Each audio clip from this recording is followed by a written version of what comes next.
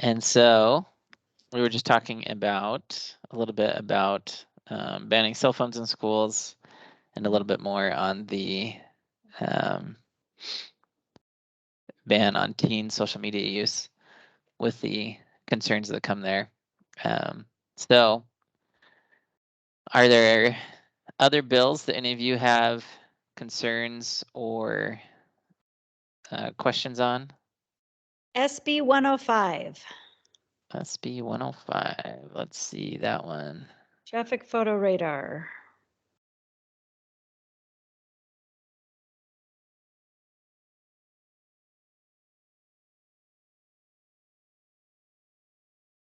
All right, this is a good one to talk about. Nothing like a camera to enforce the law for us. Mm-hmm. Let's see.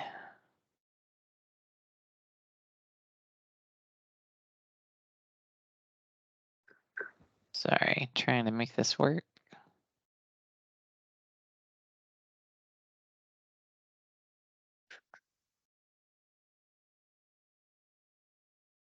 Okay, let's look at this one. So, photo radar. It says law enforcement may use photo radar for speed limit enforcement. And this is photo radar that's allowed when a police officer is not present for use in a reduced speed school zone, in a construction zone, or in an area that has a posted speed limit of 30 miles per hour or less if a police officer is present.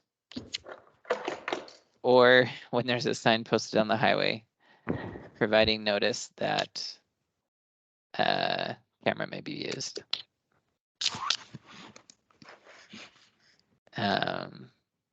Let's see. Oh, sorry. So that one, the sign posted on the highway providing notice to a motorist that photo radar may be used. That's one of the requirements. So they can use it in the reduced speed school zone, construction zone, a place with 30 miles an hour or less if there's a police officer present. Isn't that just like opening the door? To use these? Mm-hmm. As far as I know, in many states, the door is open. I don't know. Utah, I'm assuming we haven't used them too much. So in Oregon, oh my goodness, it's a nightmare. So we have a delivery service in our business in Oregon. My husband still commutes Tuesday through Thursday. And so and here's the problem. So you would have any number of people using a car registered in our name. Yep. Our business name, they get a ticket, and then it all just adds up to my husband's name.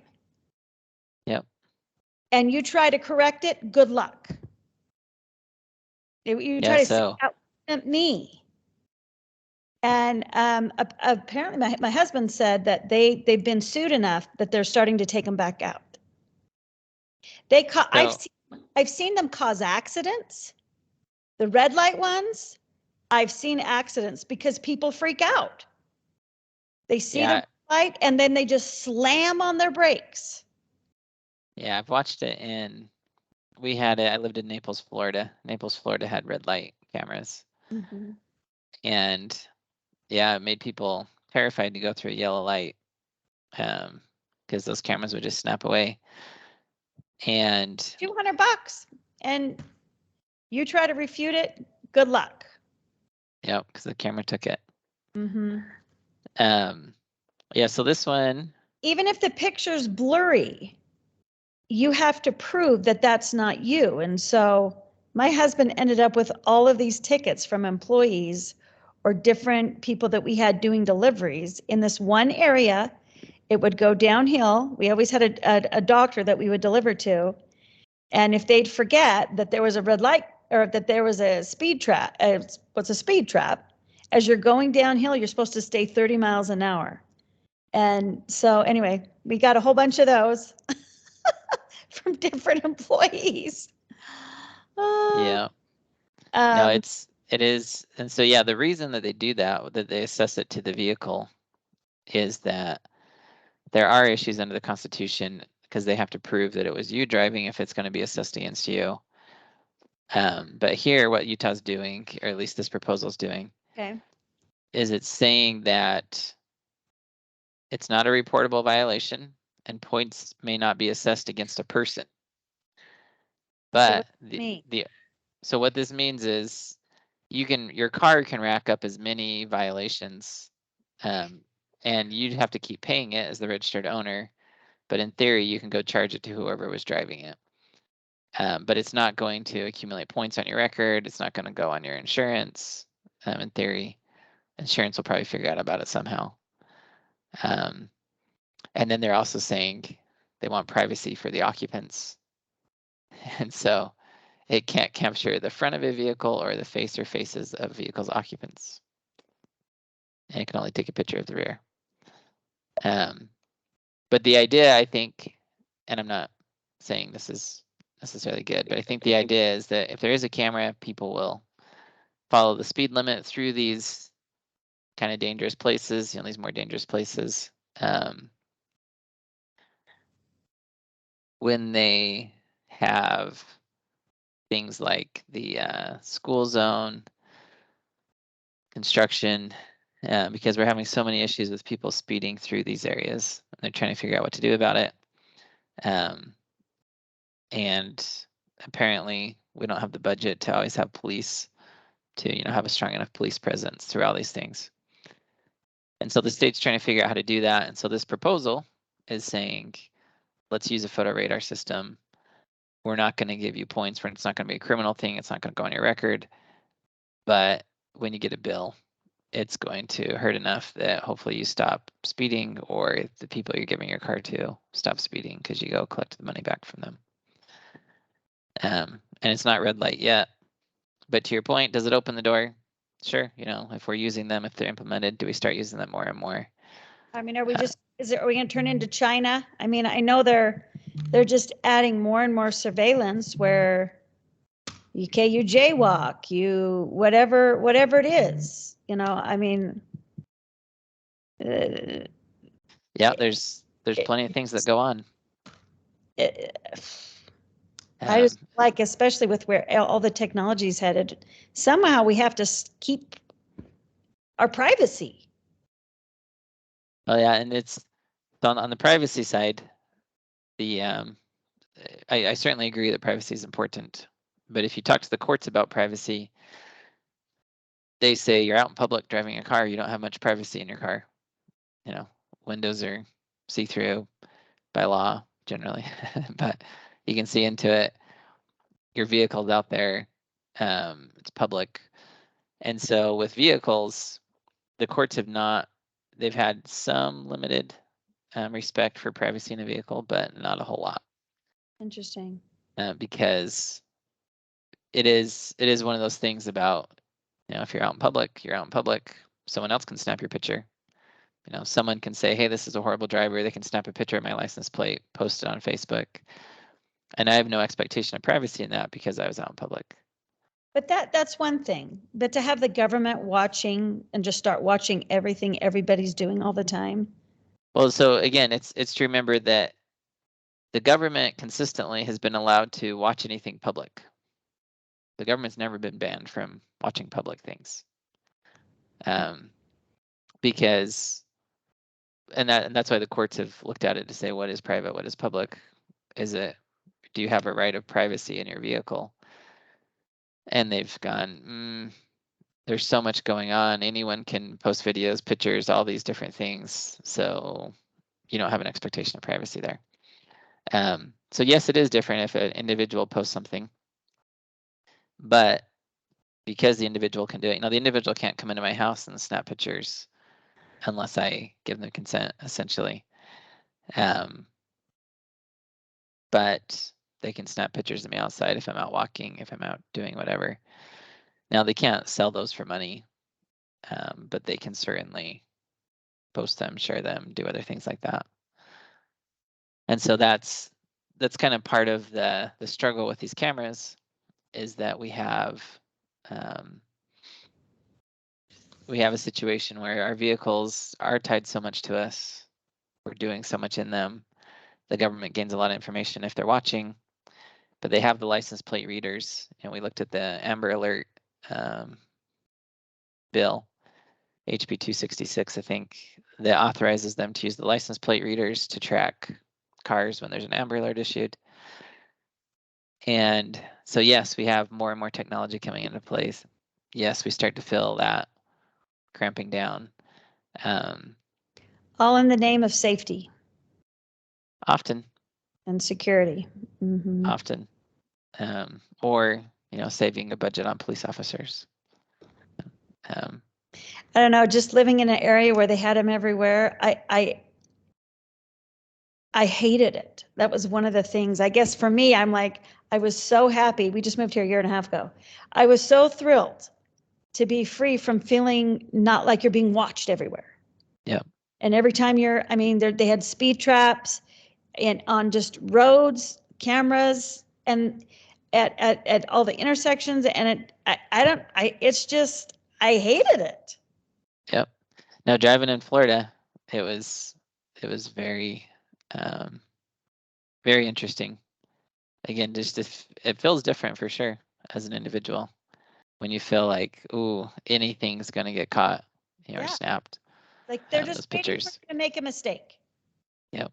And They're trying just- to live perfectly is a stressful thing. Yeah.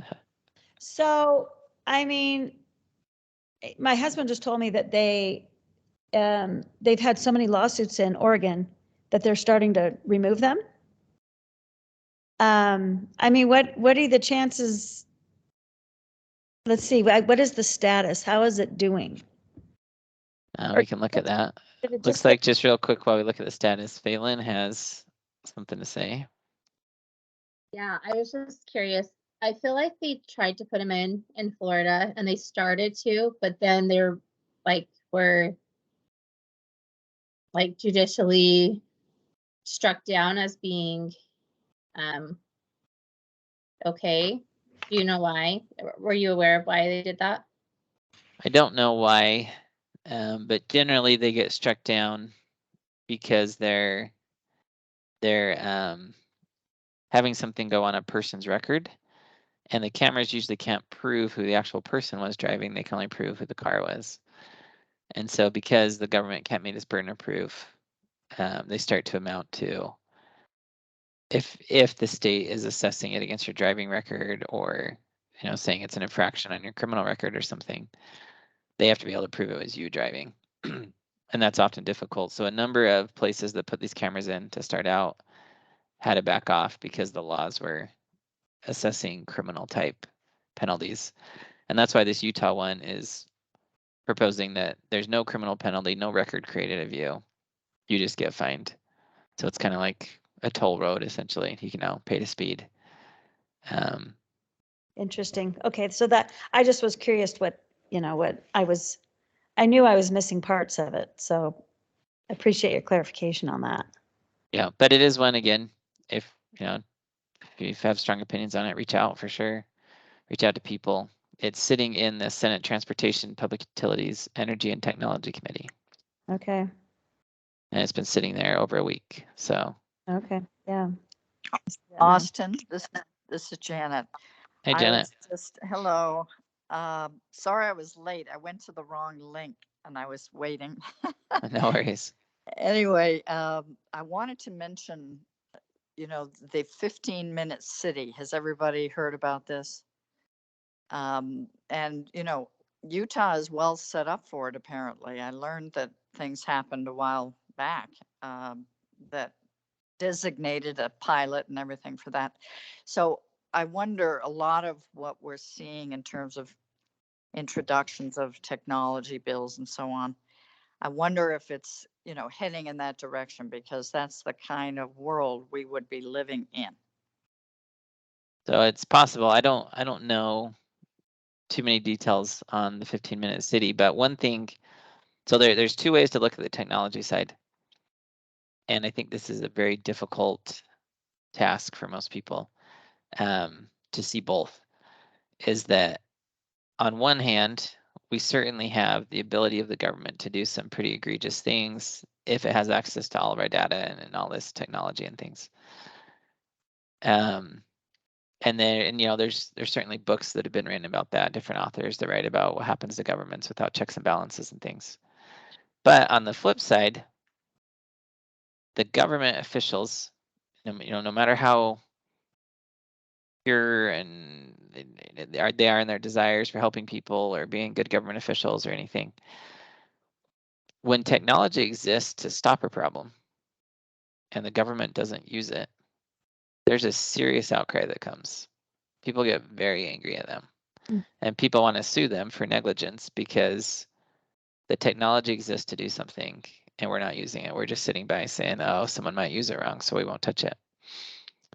And so, so think of nuclear bombs as an example. If the US just sat by and said, oh, nukes are too powerful, we don't want to put those in the hands of anyone in the government, we're just not going to make them, we'd be in a really bad spot as a country because there are bad players and bad people that use nuclear bombs. And I'm not here advocating for technology necessarily, but it's to say the conundrum they get caught in is people start demanding their heads when they could have done something and didn't because of concerns. And technology is advancing so quickly that now they actually have I think this technology was called Banjo, if I'm not mistaken. There was a company that solely gathered publicly available data. They were just pulling together all publicly available data, and they could pinpoint within seconds when a crime was happening with amazing accuracy. And they don't catch every single crime, but what they're doing is when people are live streaming to Facebook, for example, and they're out jogging and suddenly hear a gunshot, this app is combing through, or the software is combing through and feeding all this stuff together, pulling these things together, 911 calls, whatever else, and they can identify stuff down very, very quickly just based on data the public is sharing with other people. It's open. And now Banjo, I think even Utah, if I'm not mistaken, moved to start to implement it. A number of states did, but then they discovered that one of its founders was racist or something like that, and so a bunch of people pulled back from it. A bunch of states pulled back because of the outcry over this guy being racist. But it's this conundrum where when a private company can go through and target better when a crime's happening just based on publicly available data that people willingly share,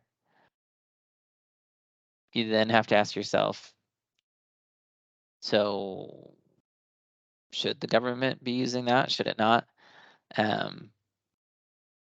Because the power's there, people are using it. If the government doesn't step up and implement things kind of like nukes or advanced technology to respond to advanced technology, then what do?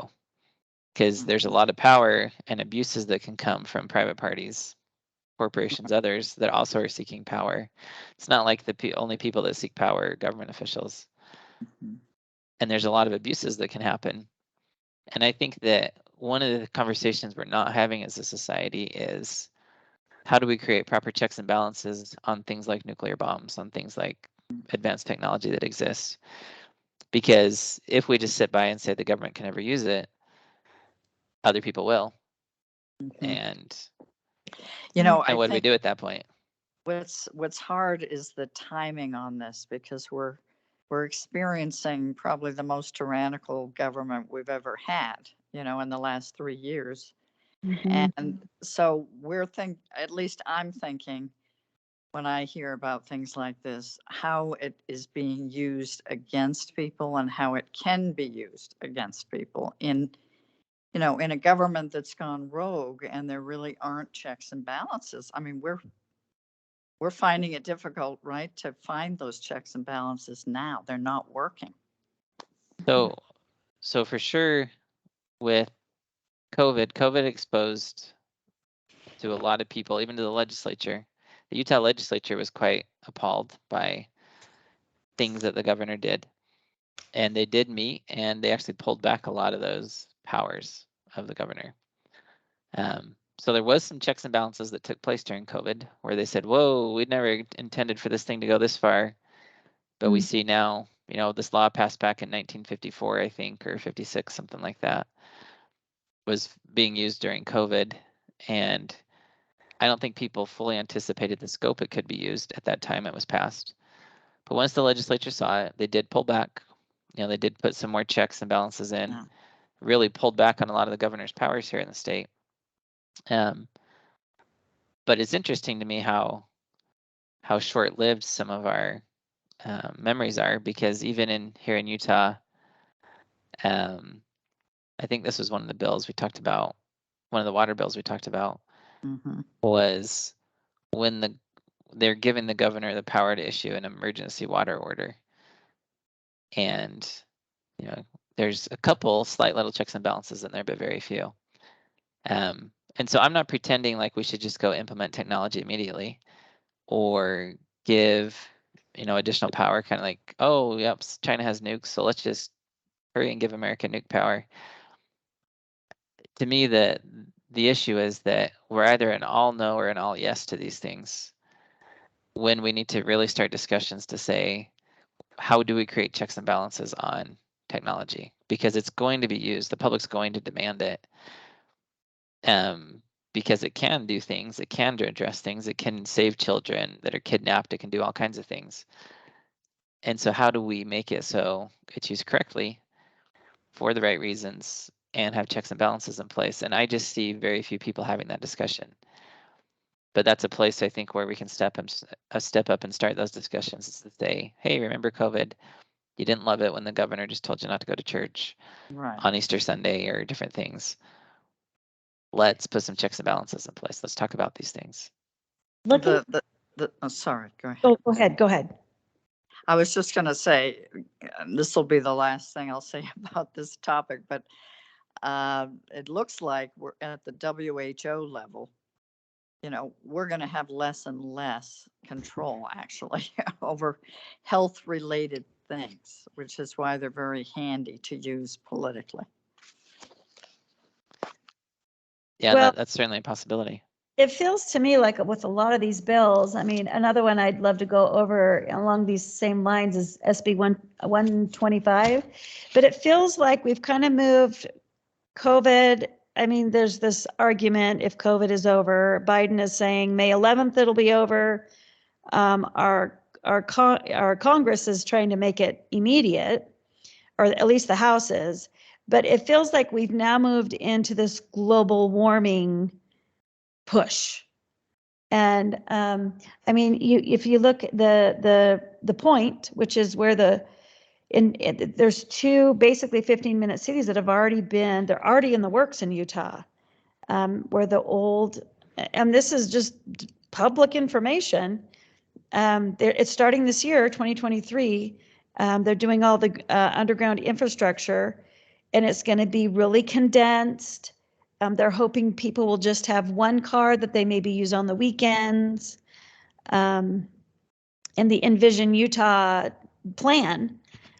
And so what it feels like is that these things are already in the works. Same with the ID, digital ID. Utah has already signed on with the national digital ID. And so now they're just trying to bring all the laws and people kind of up to speed with what they've already committed to. And so it just feels like a lot of these bills are just making sure that the way is paved legally for all of this stuff to come in. For the Wonder Block up in Ogden, that's the other area. They're structuring these new communities to be basically 15-minute cities where everything that you need is within a short walk, and then you don't. And the radon bills are trying to get us away from anything natural gas. I don't know. Is anybody else seeing that?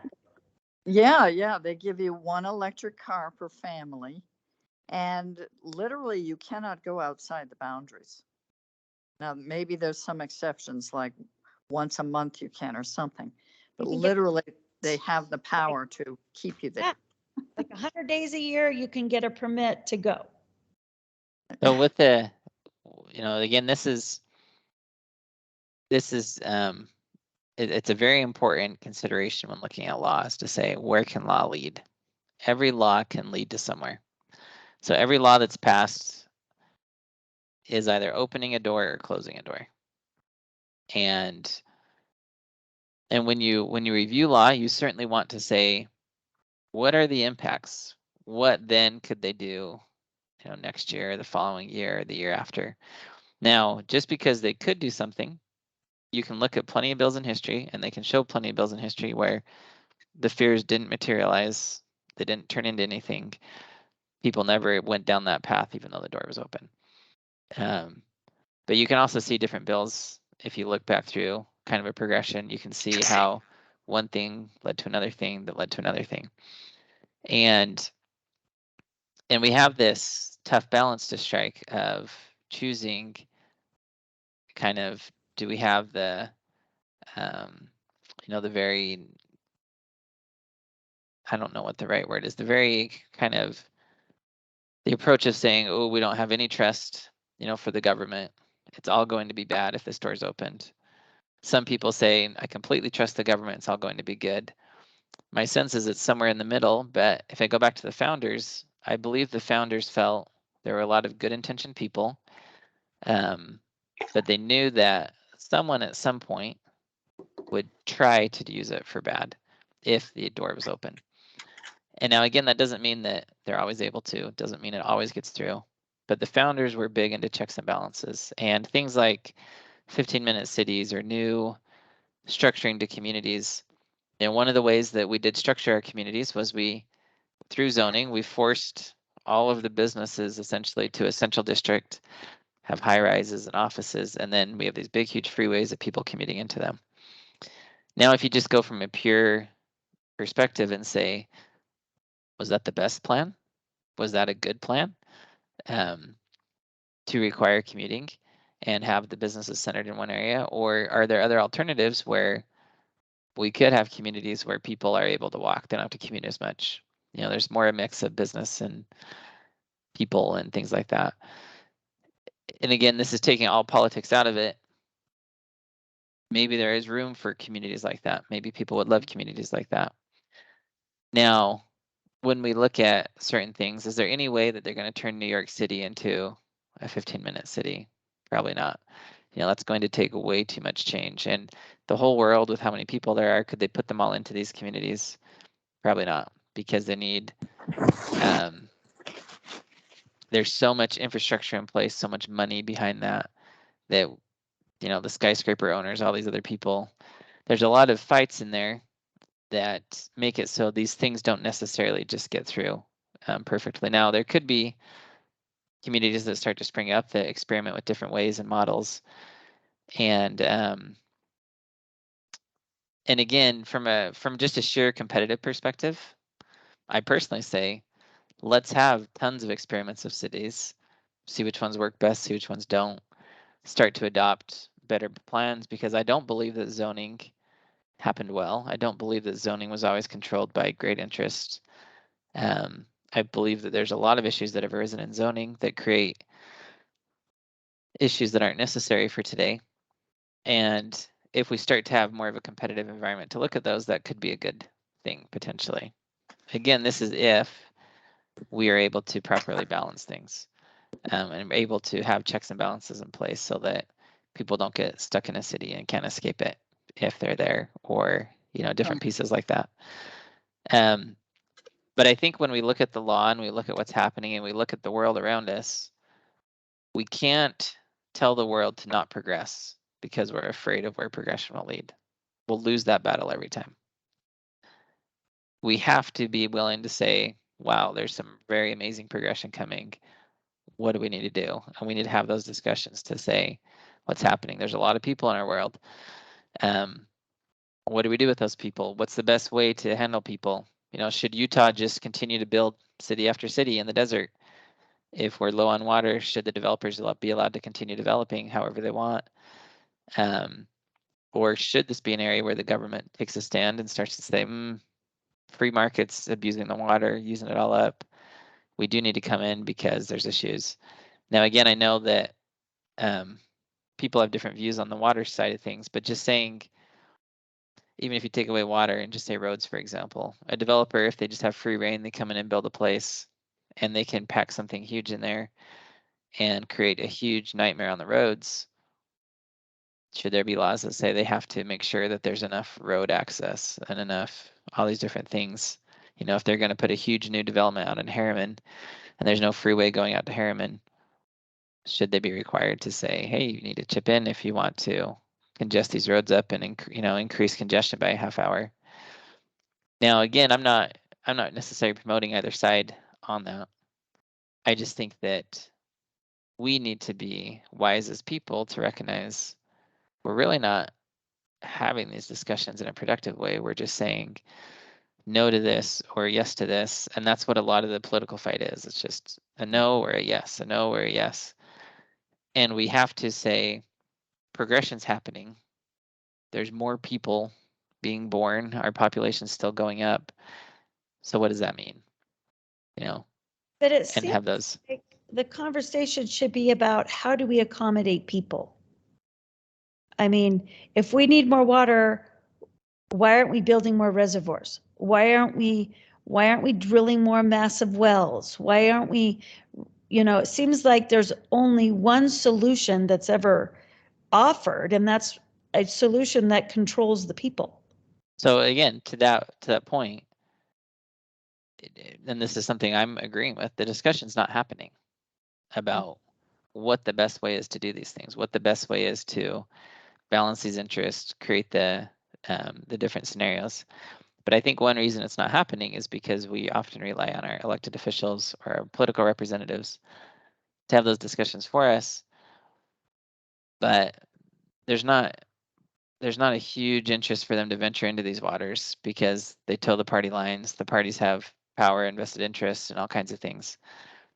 And we as a people need to recognize it's incumbent on us to step in and do a lot of this work, I think, to have these discussions, to start these discussions, to be very serious about saying, well, this is a serious alternative. This one works better. It's a better check and balance. Why don't we push it? So how do we do that? Do we do that at these legislative committee meetings? No, they won't listen to you there. Okay. I'll answer that question in a second. I just want to get to Phelan, see what she says, and then I'll answer that. I was just thinking about like the pollution thing, but from what I've seen, the bill hasn't gone very far, but 220 is talking about pollution, air pollution, and fining people for certain cars. I think it is. Are you talking about HB or SB? HB. I guess it'd be HB because SB doesn't go that high. Yeah. So, but I was also just thinking, sometimes I think it's just a shift in, like, there's a way, I don't know, I feel like we're such a consumer culture in so many ways that sometimes we feel like the only way we can control it is with our elected representatives or whatnot. But I think it can really start a lot more just in the home and stuff with us teaching our kids. And I mean, there's billboards up about not wasting food now or whatever, but like things where they're trying to reach out, not through an elected representative, but through public persuasion, I guess. Yeah. So I teach a class on the law, and I've been teaching it now since August. It's still ongoing. It goes through May. And the law is a very complex thing. And if you look at what ultimately makes the law, how it comes to be, what the final output is, it's way more than what's written on the paper. It's way more than what's taking place at the legislature. And you have to realize that when a bill hits the legislature, there's an incredible amount of societal forces that have gone into play before that bill ever gets to the legislature. And what often happens is we as a people will watch the legislature and try and fight things there. But for example, the school choice bill that went through, they brought that up last year. But even for a year before that, people were working on it. They were talking to reps. They were trying to get people on board, trying to move the public with these opinions.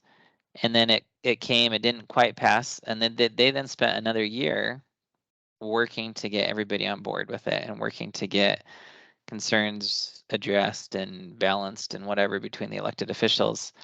They were working with special interest groups, with UEA, with all kinds of places. And they put a lot of time and effort into it. And so when it popped up on our radar and it's there and we're looking going, whoa, where'd this come from? It's here again. It's way too late to do anything about it at that point. So you go to a committee hearing, and yes, you can have power to influence things at a committee hearing. I think it's good to go. But I think it's important to realize that even, for example, there's a bill that I encouraged and pushed, and we met with the representative on it, or the senator on it, back in November of last year and talked about it. He submitted it then for drafting, and it just barely got numbered and appeared today as a bill. So that bill that just popped up today has been in the works. We've been working on it since last March is when I started on it. And then just even to get it drafted and things. So it's to realize that the law and engaging in the law is really a commitment to be engaged in public discourse. And if you start actually searching around online, there's a lot of groups that are having conversations, that are talking about things, and you can become involved in them, kind of similar to this. You jump in, you get involved. A lot of groups are doing that, and you can find that in those groups, you can start to be proactive and actually start to say, hey, this is something we want to talk about. This is something we want to push. This is a solution. Let's put it out there. And you then start working with other groups, start synergizing, start talking to reps, start building consensus, and you can get things through. But by the time it hits committee, sometimes the reason you still go up and testify in committee is because there's oftentimes reps that haven't made up their mind yet, that weren't a part of that process, and they're just seeing it for the first time. And so you have the chance of persuading those. But anyone that's been involved in it since the beginning, they're not going to be persuaded. They've already bought in or done whatever at that point. And so I highly encourage people to say, pick an issue you care about. Again, you can't, there's no way to stretch your life to be involved in everything. Pick an issue you care about.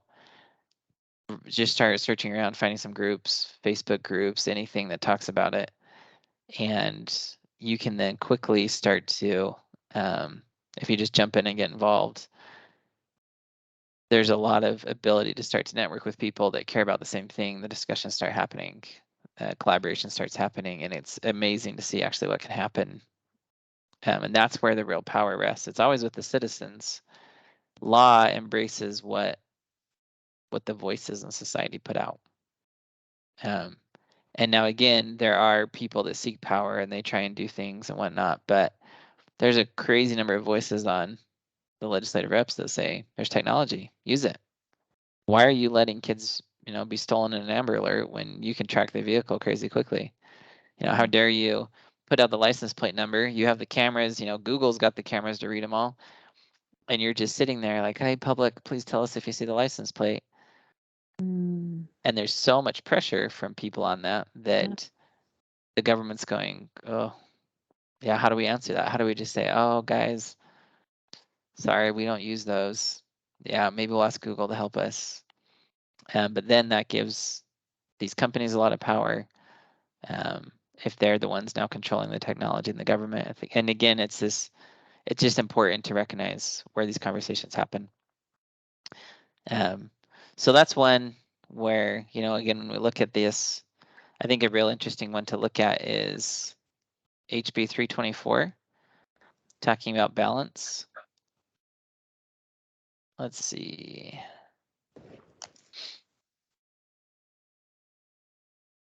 Because this is one I believe that society is pushing in a way.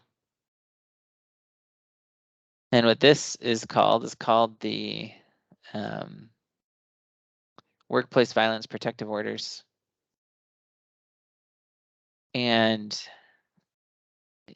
we have had some situations arise where an employer knows that an employee has made some threats, but an employer didn't have the right before this, or they still don't unless this passes, to get a protective order against an employee that's making threats or doing something dangerous.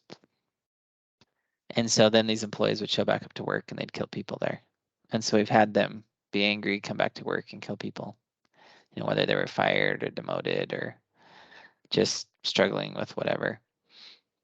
And so society, people are getting frustrated by that these employers just kind of have to sit there, don't have a lot of ways to protect themselves.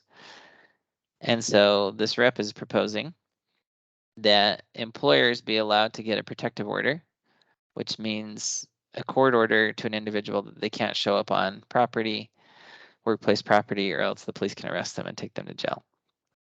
Now, obviously, if the person just shows up with a gun and runs in, it's not going to do a lot. But protective orders do some things to help people. And it does generally help keep people a little bit safer when the protective orders exist. Again, if someone's going to kill you, they're going to violate a protective order to do it. But having them is generally better than not, the public feels. And that's, I think, What is experience. a protective order? Is that just like a restraining order? Like you can't come here? Mm-hmm. Yeah. So if someone has a protective order entered, for example, if I had a person that had threatened me, I could get a protective order and the order is you can't be in the proximity of Austin. He can't set foot on his property. If you do, Austin can call the police and they'll arrest you and take you to jail. So if you violate a protective order, you get taken to jail. Is that the same thing as a restraining order? Yes. Exact same thing? Okay. Yep. And so this is just allowing the employer to get one. So I think in general, a lot of people would say, yeah, we need that protection. But now it places employers in a really funny spot, because what if someone just storms out angry when you fire them? Are you supposed to file for a protective order because they might come back? Are you not? What do you do? And currently they recognize this could be an issue. And so they say right now in this bill that, let's see.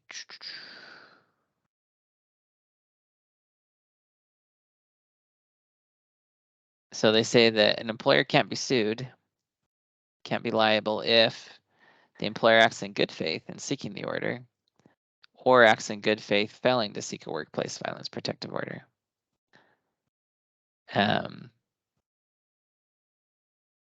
But when we look at, again, where the law kind of heads, it's to say, whoa, do we trust that this balance will always remain there? Because what if an employer just says, oh, I'm not going to call, and then somebody's killed? Society's going to be very upset the employer didn't call. And that is then going to make it so at some point there's going to be a push to remove this, because if you say, oh, we can't sue him because the law says you can't, someone somewhere is going to have that pressure. They're going to respond to that and work to remove this. Because again, once the opportunity exists, once you can do something, if you don't do it, people are going to be very upset. They want to sue you over it. And then the employers are going to feel that pressure. And even if they're not going to be liable in the end, they're going to have the court of public opinion and all these things that take place. And then it's going to push people to just say, ooh, we're firing people. We got to be ultra cautious, get a protective order. But these protective orders can go on your record. They can impact you and your ability to get other jobs. And so again, we have this thing where you're saying, well, if you're an employee and the employer moves for a protective order against you and that's now public record, well, you can't sue them for it because they acted in good faith, or they didn't do something, so you can't sue them. But again, what does that start to do to society? What does it start to do to the employer? The poor boss sitting there. How do you make those calls? And so we have this interesting conundrum of, well, if people are threatening, we want to provide means of redress for that. But is it enough to just say, oh, you can't be sued? Because again, what does the media paint that as? Oh, the law doesn't let us sue them. And they can work up a whole, people, to get really frustrated by that. And so these are, to me, it's to say there's important interests, there's things we're trying to do, and what are the best ways to create these checks and balances.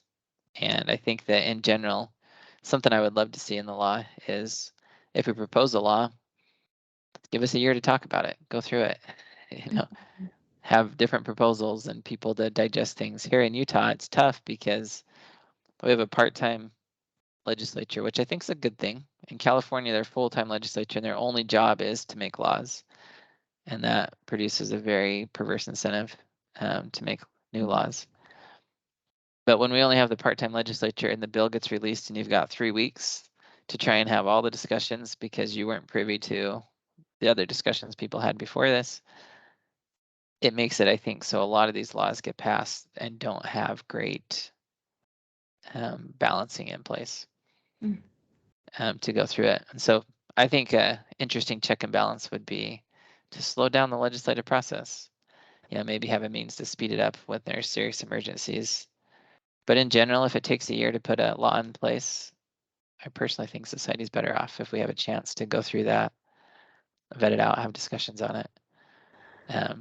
But that's just one idea I have. But Phelan? Well, I was thinking about with, an employer kind of being at this quandary of, do I tell or not tell? Or, what if it's a family member who you got angry with, who got angry at you or whatever.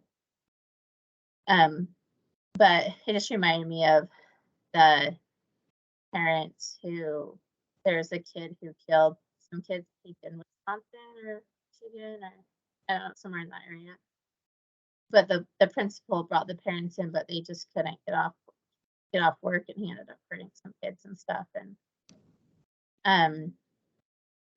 I don't know. I just think it's hard, to live perfect. I don't know, to feel like you have to live perfect or know what's going to happen in the future, or make a call based on what, your assumption may be better, that the future will be better, or your assumption may be that it'll be worse than it is going to be. And so I don't know.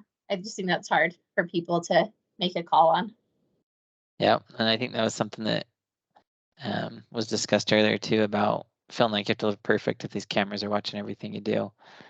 And there's a bill that relates into this, that ties into it. But the way I like to describe this is the law and society. This is society too.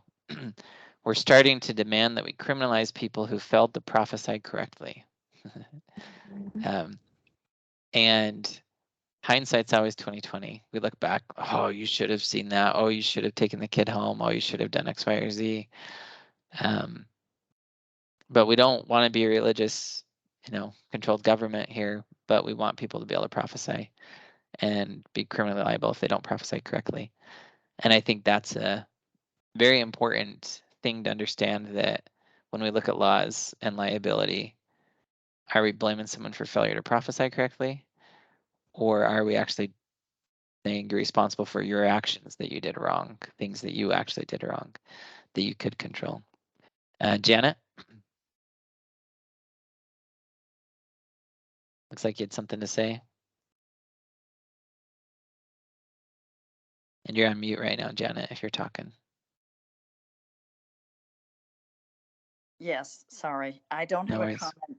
I don't have a comment about what we're talking about now. So if somebody else does, they should probably go. Okay. How do you do that hand? I'm not savvy. There's at a the- button called raise. On my On screen, my it's towards screen? the top, and it says raise. Raise. It shows a hand. Oh, up here? On the mine, it's on mine, it's the. Oh, Are right. you on your app? There you go. You did it. Do it? Okay. Got it. Okay. Good. Thank you. And then you can press again to take it off. Yep. Got it. Okay. But Janet, just real quick, I just want to show people a bill that follows this discussion Okay. on HB 354. Firearms Access Amendments. This one requires that if you own a gun, that it be kept in a locked container,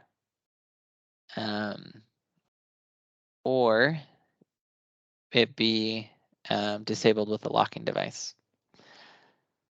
And it requires every person that owns a gun to do that. And it says specifically that if a person gets the gun that's supposed to be locked up and commits a crime, that the owner of the gun is guilty of an offense one level below the offense charged.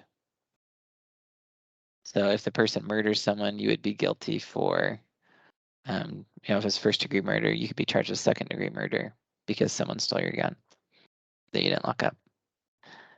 So this isn't exactly the same as prophesying necessarily, but this is, you're now being criminally liable for the actions of another. And it's one where, again, in society, we're pushing to say, ooh, it's your job to stop someone from using that wrong. It's your job, employer, to make sure an employee doesn't come back. It's your job, gun owner, to make sure that someone never steals that gun. And is there some truth to that? Yeah, I mean, you should probably keep your kids safe and do things like that. But this is talking about a restricted person. If a restricted person takes your gun, and that's a person that's prohibited by law from possessing a firearm. So if there's a criminal that breaks into your house and takes your gun, if you didn't lock it up, you could be liable for 1 degree less than whatever they do. And so to me, again, this bill is probably very out of balance in what's appropriate. They're obviously, I think, trying to be out of balance to have some very serious penalties that come so that people take gun ownership very seriously and lock it up. But still, I don't think it's reasonable to stop a firearm from ever being stolen. And I think that that's a serious issue to start to be charged with crimes for that. But this is, again, part of what society wants. Part of what society is asking for is we're seeking to penalize what's called, they're calling it the enabler, the person that could have, if they would have stepped in, they could have stopped something from happening. And there's a big push to criminalize the enabler, and I have high concerns about that because it produces the scenario where we have to live perfectly. Oh, am I enabling something right now? Oh, if I would have acted, what's happening? And it creates a very strong sense of stress and anxiety over you, where well, shoot, could I have stopped that? Could I have done something? And it's a very, very, very difficult way to live, but we're pushing it. And a lot of people in society demand it on both sides. This isn't just a liberal thing, it's liberal and conservative that both push this. So. Well, in Austin, to be even more cynical about it, this is Rich, by the way. Yep. You could then have a scenario where someone is targeting you and steal your gun and commit a crime, not to, harm someone else, but actually to harm you. Correct. And so you're now, in two ways you can become a victim. Yep. No, you could absolutely be targeted if someone knew you had a gun. They could just come in and steal it and then do something with it, and maybe they never even find the person that actually did the murder, but they find your gun sitting there. Yeah, right. And so yes, it is a serious thing. Now, whether it survives Second Amendment scrutiny, all that kind of stuff, we don't know. But it is a concern, and it is something to look at with these types of bills, is to say, what does this do to us as a people? How does it make us start to behave and act when these types of laws are in place? Austin, the interesting thing about this too is that there's that group of people that says that punishment is not a deterrent. And yet, I'm sure it's the same people that are advocating for this. it would seem that the same group is saying, yep, well, what they say is capital punishment is not a deterrent, right? Well, that's the best deterrent because that person is never going to do it again. But I mean, if that's why you want to look at it. But I'm just saying, you know, the music industry will fine you $250,000 if you steal somebody's song. So they believe that that's a deterrent, you know, and yet we don't want to punish the criminal because we say that punishment's not a deterrent. Because we say they're going to do it no matter what, right? They just need some mental health help. But the enabler, send them to jail. That's kind of where we're at in our societal discussions. And again, it's interesting. I actually listened to the foremost expert on pushing criminalization of the enabler. It's a guy here in Utah, teaches at the University of Utah, and he had some lectures he was doing for the Utah State Bar. And you know, he has some very compelling situations, obviously, where people could have helped, they didn't, they turned a blind eye, kind of thing. And he feels strongly that society will be better off if we criminalize the enabler. But to me, when I look at the sheer cost and just the load that comes on people, it breaks down trust among us all. We can't ever just give someone the benefit of the doubt. We have to report, act, do things. And when we live in this hypervigilant society, whether it's people always monitoring us or the police always monitoring us or cameras always monitoring us, it produces a very different sense of feeling. And even if you look at it, Utah moved a number of years ago and did mandatory reporting of child abuse. They said, you know, kids can't report it themselves, so every person in Utah is a mandatory reporter. And with the exception of, we won't make bishops report it, we won't make attorneys report it, but everyone has to report. Now, in general in Utah, we take the position that teachers and others are supposed to do that, but as far as I understand the code, everyone's supposed to report child abuse if they see it. But we also watch this interesting trend in society where once we make mandatory reporting of child abuse, the number of children, and this isn't the only factor, I'm not pretending it's the only factor, but the number of children is dropping drastically that parents are willing to have. And the rate of helicopter parenting is skyrocketing, where parents know internally if their kid has a scrape or a bruise, the doctor's going to question them, the bishop's going to question them, the teacher at school is going to question them. They don't dare to let their kids be hurt. And they may not consciously articulate all the reasons why, but socially there's this intense pressure that says, if your kid comes to school with a bruise, we're going to talk about it. And we're assuming that you did something and we have to step in because otherwise we may be enabling something. And I think that the stress on parents, when you look at parents that have 2 kids or 3 kids, there's an incredibly high amount of stress on them. They feel this intense weight and pressure. And I think that we often say, oh, why is everyone a helicopter parent?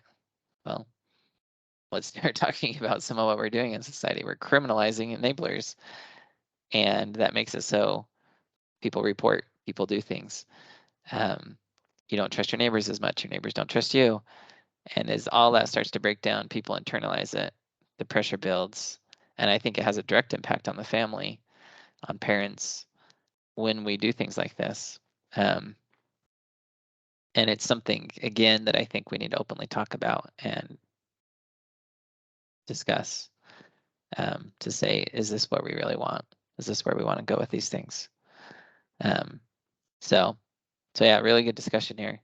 Janet, sorry to take a minute to get to you. Okay, well, we don't have to spend much time on this. I just wondered if you have any insight on HB 171, which is an attempt to get rid of ranked choice voting. Yeah, we have a number of voting bills that we haven't talked about yet. Let's see. I wrote to my all the legislators who are on the committee, but I'm not sure exactly how that one looks because there's a pretty strong and influential lobby for ranked choice voting. So I would love it if this one could pass. going against the pilot, ending the pilot. Yeah, so this one, it's interesting because we also have, just to make sure you see them, HB 205 and HB 214, which are also, I think, addressing differences, different ways to deal with issues instead of ranked choice voting. Yeah, I was in the committee meeting with 205.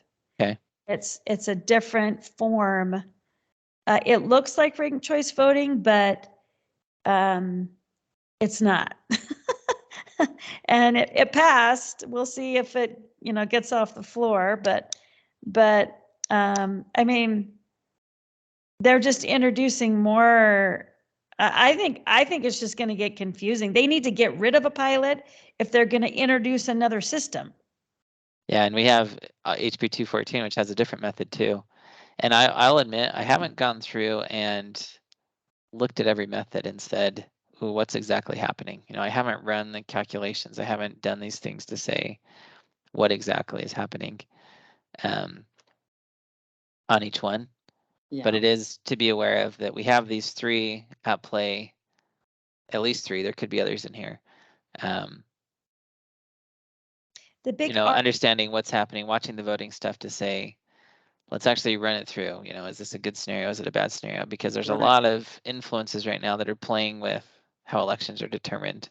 Yes, and they make it very confusing purposely. Really? The big argument that they were having is that we're not having I'm not saying it right. Plurality. Plurality, yes. That, Cox only won with like 30% of the vote, and and that people are getting into elected office with such a small number of, a small percentage of, people that even wanted them there. So they're trying to, this new system in 205, you rank them, but then only the top two they basically have a quick little runoff. And I think 214, at least 214 is addressing primary elections. It requires a runoff if one of them doesn't get 50%. Right. Or if no one gets 50%, they do a runoff of the top two.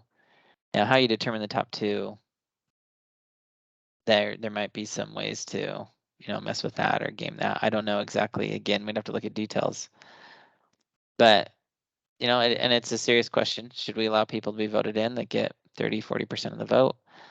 Or should we say, oh, once we've seen that 60% of people don't want them, but 70% of people don't want the other guy or whatever, well, then let's put the two, to vote and see out of those two who wins. I don't personally have any immediate objections to a runoff election. But I think that it'd be very interesting to dive into, are we properly calculating the second choice? Who those two are. Well, yeah, and where is the vote? Where is the tallying happening? A lot of like ranked choice voting is going to be more centralized. That they're not tallying that stuff, at the bottom. It's going to the central office or whatever to be decided. So. Well, and I live in Lehigh. We had 9 people run for mayor. Wow. So to rank 9 people, I mean, it just, I don't know. I mean, I hope they get rid of the ranked choice voting and maybe try one of these other things, but I don't know. And then how do you audit that? Yes, right. Yeah, and so auditing, that's still an ongoing question I think that society is grappling with, because we need the ability to have some privacy, but some transparency. Because if you vote a certain way, you don't want to get fired because your boss can look up your voting record and see what you did. But we do, this has been something since, we've talked about election fraud a lot with Trump, but I started a law firm back in 2010 that helped prosecute election fraud. And there'd be situations where whole cemeteries would vote, different things that would take place in counties and other places. And so, yes, we need an ability to have some accountability somewhere. And that's an ongoing discussion that I think is somewhat happening. I think people are starting to play with it.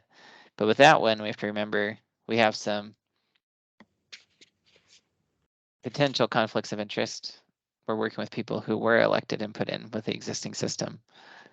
And so if they change it, does it make them feel uncomfortable that maybe they won't make it through again? You know, who knows? But I think we can still work through those things. I think there's a lot of potential with it. And I think that that's a topic that is very lively in society right now, a lot of discussion going on. And it's one that I'd highly encourage you to get involved in if it's one you're concerned about. But yeah, but we went a little bit over tonight. But certainly had some good discussions on some of these bills and issues. So appreciate the discussions, appreciate those involved. And again, my encouragement is just pick a bill, pick a subject, reach out about it, start to do something on it. And it can be surprising sometimes what your voice or good opinion can do. Just as an example, we had on one of the first calls, we talked about how Joint Resolution 2, how it was moving to take away some rights to get an injunction. And one of the people on this call had proposed a different solution. And that was a solution that after looking at it, I was going, well, that's a really good idea. Talked to other groups about it. And we drafted something up. We've circulated it to a number of people up there. And I'm not, to my knowledge, it hasn't fully been adopted yet, but it's in the discussions. Those things have started to take place. And that was from someone who had an idea here. And so these things do matter, they take place. That's great. And when you insert ideas out there, people pick them up, they can run with them. So yeah, keep up the good work there. We'll plan a meeting next Tuesday. If you have questions before then, feel free to email. But we will go through more things then. I'm sure there'll be plenty more bills that have popped up. Thank you so much. Yes, thanks, Love Austin. this. That's awesome. Thank you. Really appreciate it. Yeah, well, have a good night, everyone. Thank you.